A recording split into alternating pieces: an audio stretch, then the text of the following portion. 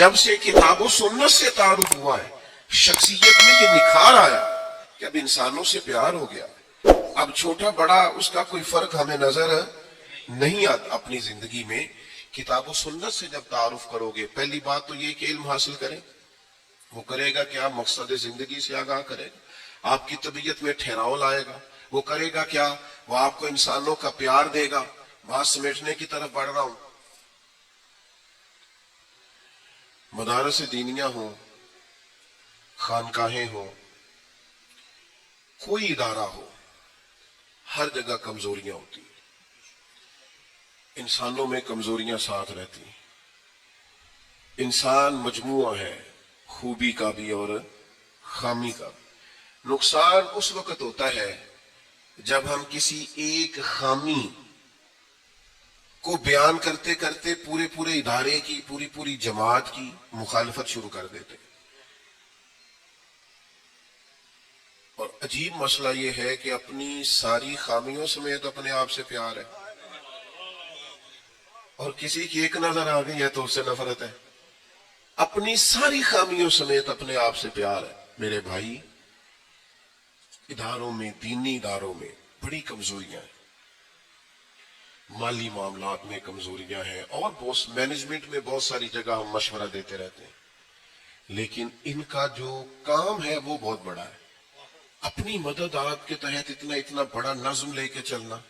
میں ایک ادارے کو دیکھتا ہوں, میں اس کی چیزوں پر غور کرتا ہوں. ہم نے بڑی آسانیاں کرنے کی کوشش کی ہے, بہت ساری.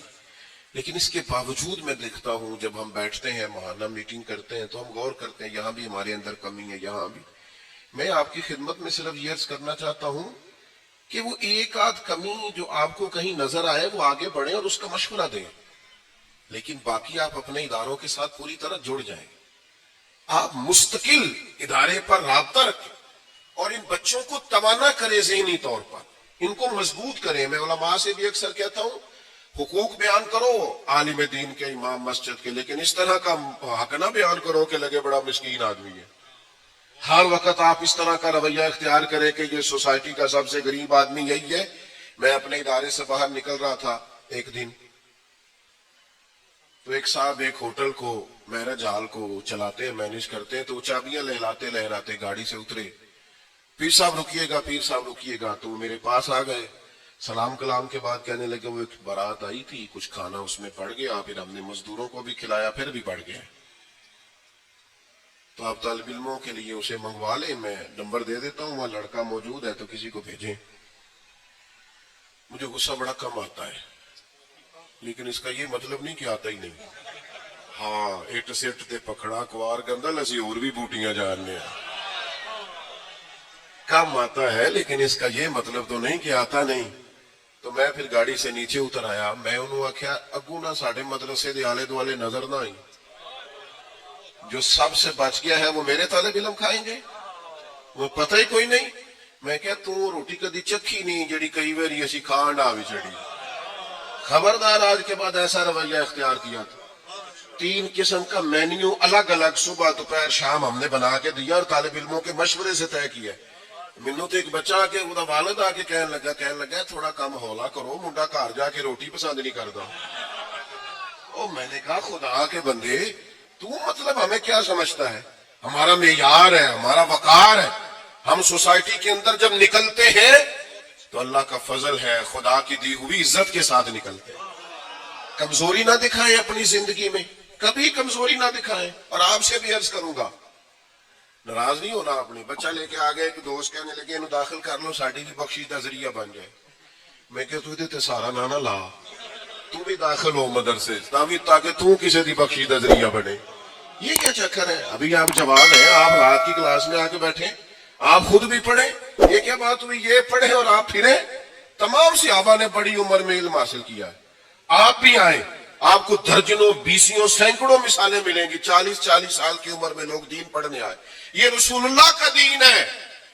جس دور میں بھی آؤ گے محبوب کا دین لطف ہی عطا کرے گا, ذوق آئے گا, درد آئے گا, سوز آئے گا.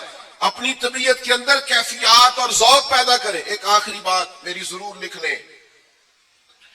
ہمارے ملک میں حالات اوپر نیچے آتے رہتے ہیں, لیکن یہ ملک بھی ہمارا ہے، ادارے بھی ہمارے ہیں.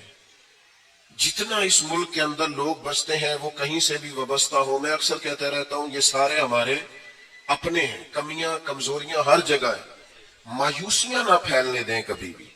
ہمارے ہاں مایوسیاں پھیلائی دیں. ادھر توجہ ہے آپ کی میری بات پر؟ کہیں کوئی کمزوری ہے تو اس کا اظہار کریں، لیکن کبھی بھی کسی جماعت پر، کسی ادارے پر، کسی پر بھی مایوسی کا اظہار نہ کریں. کسی مقام پر ہر چیز قابل اصلاح ٹھیک ہو سکتی ہے. ہم آپس میں غیروں کو اپنا تماشا نہ دکھائیں. یہ جو کچھ لوگ ہیں نا جو خبریں ہمیشہ منفی وائرل کرتے ہیں، ہر چیز ہی غلط سوسائٹی میں، ان سے کہ بھائی تو بیٹھ جا، کیونکہ ہمارے ملک میں ہر بندہ ہی صحافی ہے، ہر ایک کے پاس یہ اندر کی خبر ہے. لہذا جو خبر بھی، میں تو تھوڑے دن پہلے پریشان ہو گیا، کوئی پرانی کسی جگہ میں علیل ہوا تھا تو کسی نے کوئی پوسٹ چلائی تھی کہ حضرت کی طبیعت ٹھیک نہیں ہے، دعا کریں. ہم تو اس سے بھی منع کرتے ہیں، اب تو طبیعت خراب ہو تو بتاتے ہی نہیں، اس لیے کہ وہ دوستوں کو تکلیف ہوتی. تو وہ پوسٹ کسی نے 8-10 دن پہلے وائرل کر دی کہ حضرت بڑے علیل ہیں. تو مجھے میرے ایک بڑے عزیز ہیں، پیارے، ان کا فون آیا، کہنے لگے آپ کس ہاسپٹل